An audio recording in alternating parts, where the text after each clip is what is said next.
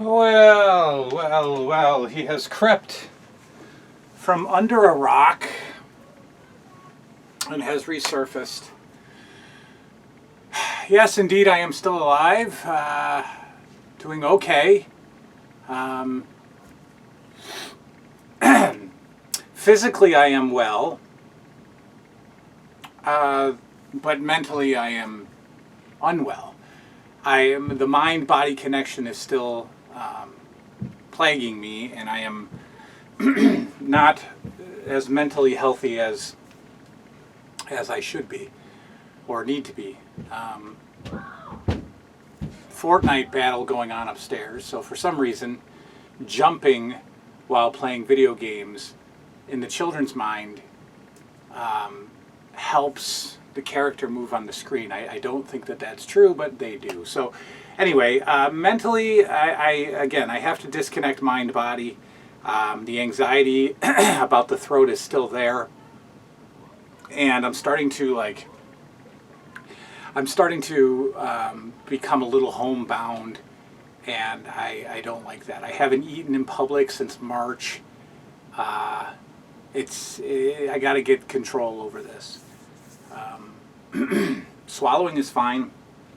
I've been eating, and anyway, so that's that, and and then there's some burnout and some YouTube block, and I was doing the vlogs, and I liked those a lot, but the children are home like 24/7, and Liam, all summer Liam has been up with me at night, so I'm not doing any videos at night like I would.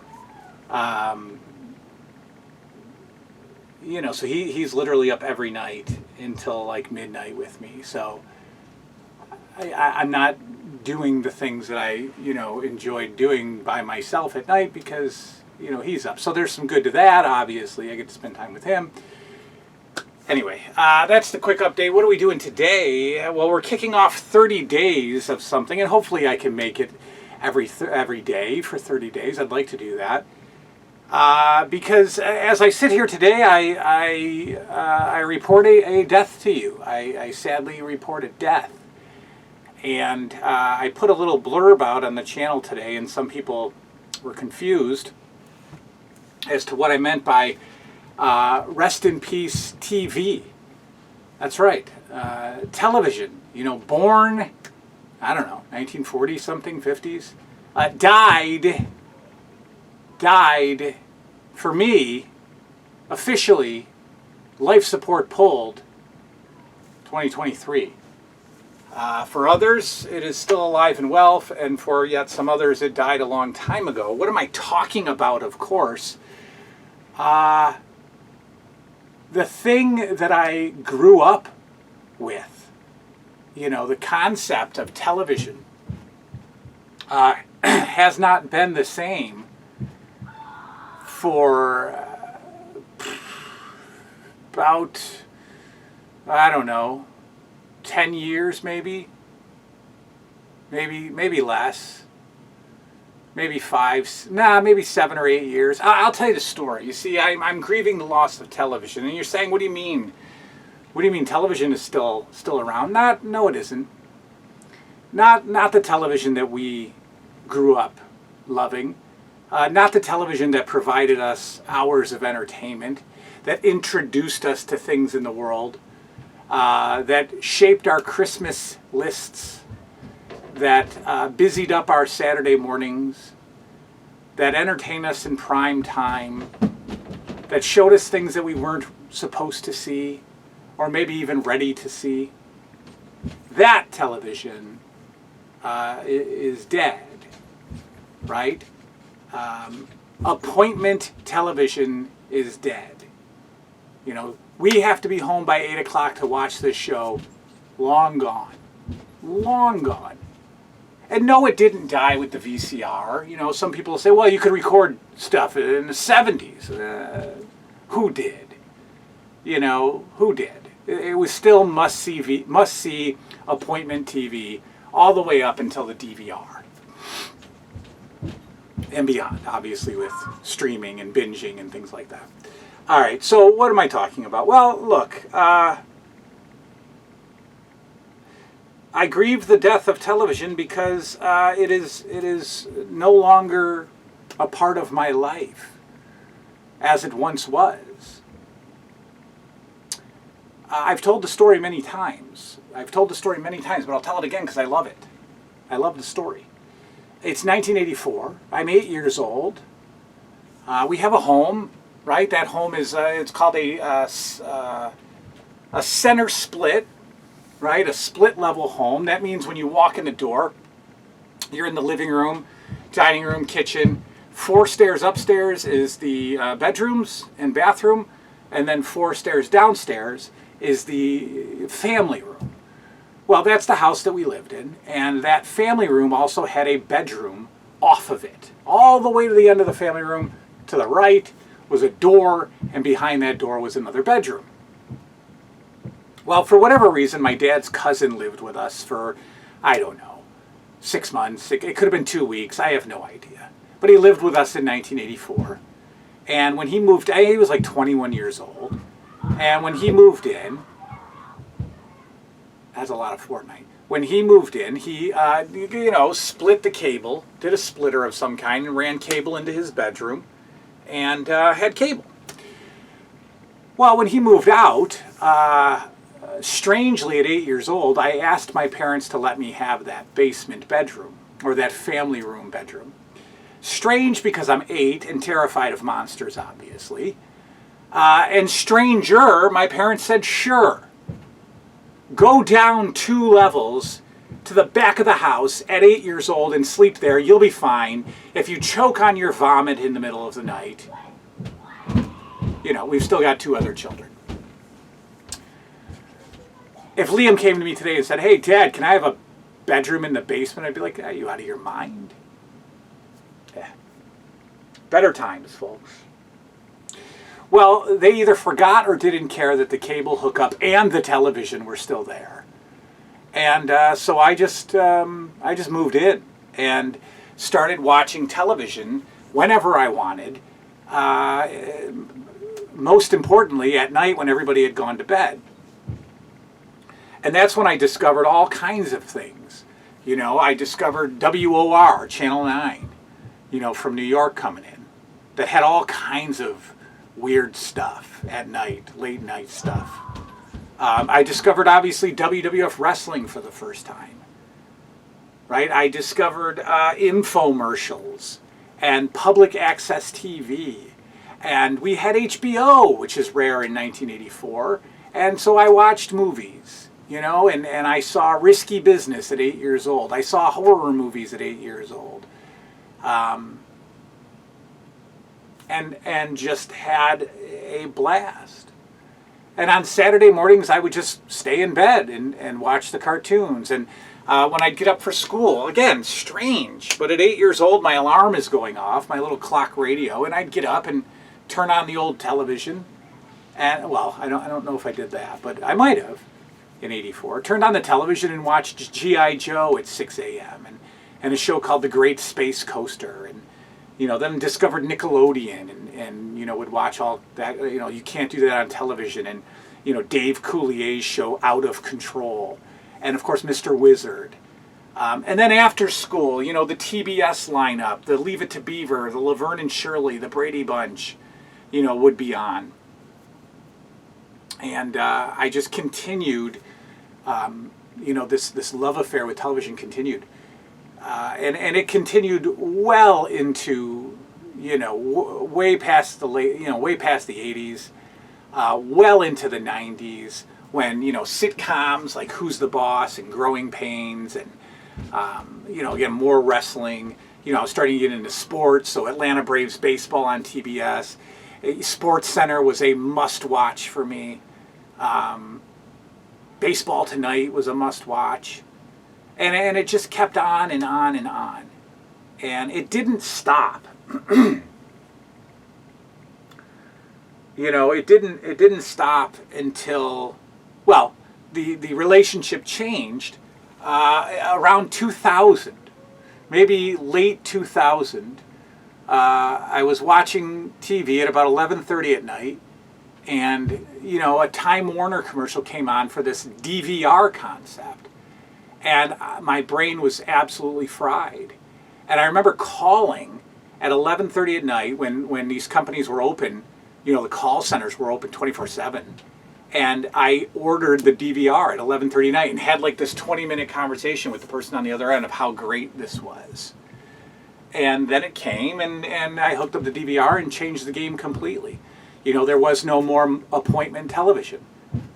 You just recorded stuff and watched it whenever you wanted. You know, and then that began that trend. When we bought the house, we started with Time Warner, then switched to DirecTV, then we started with DirecTV, then went to Time Warner, then went to Dish, then went back to Time Warner, and then canceled Time Warner in, I really don't know, maybe probably 5 years ago, we got rid of Time Warner entirely. And yes, we did kind of dabble with, you know, Hulu Live and YouTube TV. And we did. And we had YouTube TV up until about 6 months ago. And then I canceled that as well. And currently today we have no television provider. We have Netflix. We have YouTube, obviously. We have Amazon Prime. And then some of the free ones. Tubi and things like that. And it'll never change again.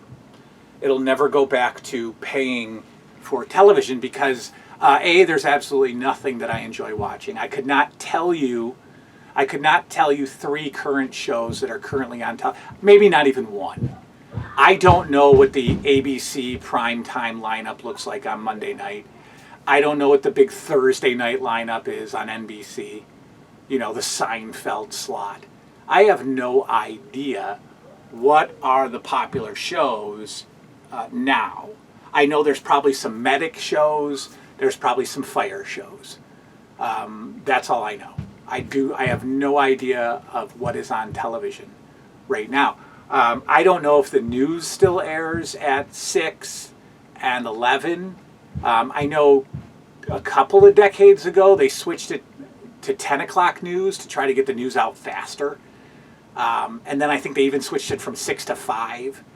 I don't know. I don't know if that stuff still exists. I have no idea. And it's a big loss, you know. I mean, and the decline, for me, the decline started happening when Saturday morning cartoons went away, you know. And then in the 20 teens, television was all about agenda and drawing lines in the sand and upsetting people who believe that this is wrong, to cater to people who think this is right, and then upsetting people who think this is right to cater to people who think this is wrong. You know, back and forth. Political stuff took over. News is no longer news. You know, it's just spun agendas, whether you watch Fox or whether you watch CNN. They're just lies that are tailored to the audience. Both channels, you know. MTV no longer plays music videos. In fact, I don't even know what MTV programming is. I haven't had it in years. I don't even know if Nickelodeon is still a thing. You know, I'm sure Nickelodeon, the concept exists, the channel, but what's on it? What's on? I have no idea. Commercials became more and more annoying. I think TV and commercials became more and more classless. You know, just garbage.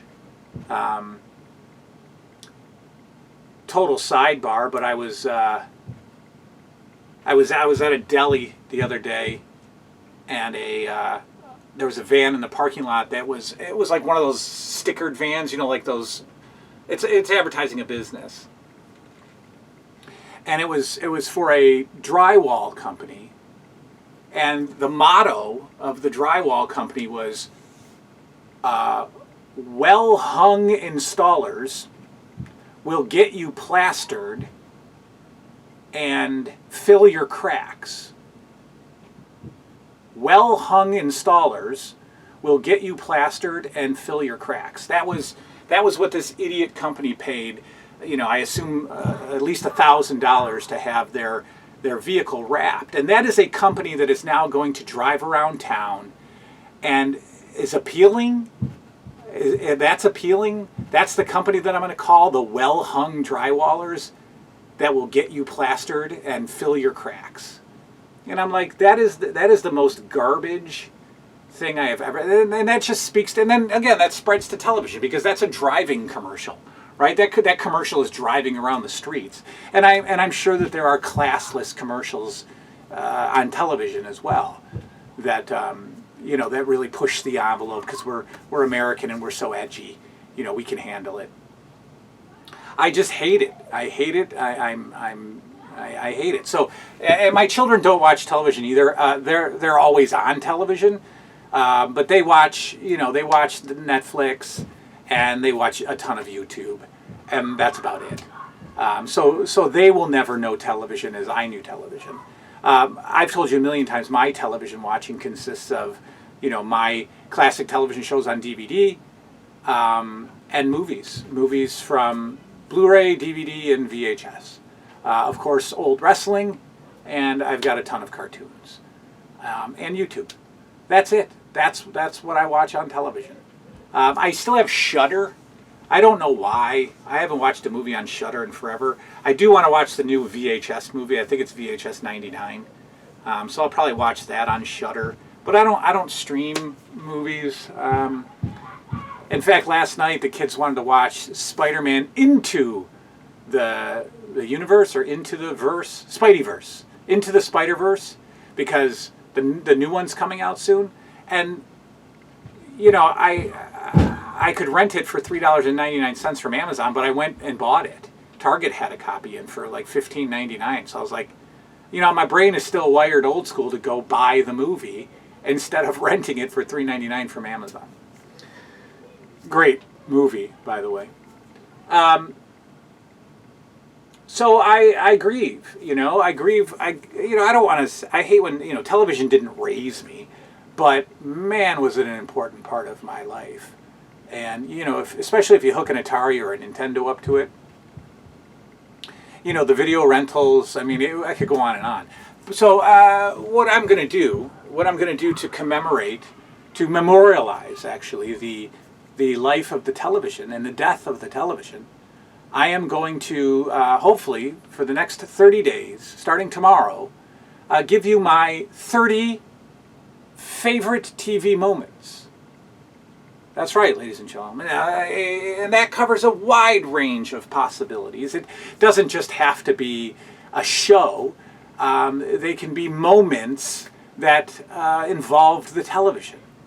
Maybe a set of commercials could be included in these 30 favorite TV moments. They are not ranked. It is not my top 30. It is just my 30 most memorable television moments from childhood, ladies and gentlemen. And I will present those hopefully for the next 30 days straight as we say goodbye to our friend, our babysitter, our lover, our parent, our first exposure to lots and lots of things. The television. The television, for me, has passed away. How I loved thee. TV. That is all. Tune in tomorrow for the beginning of my 30 most memorable television moments. Good night now.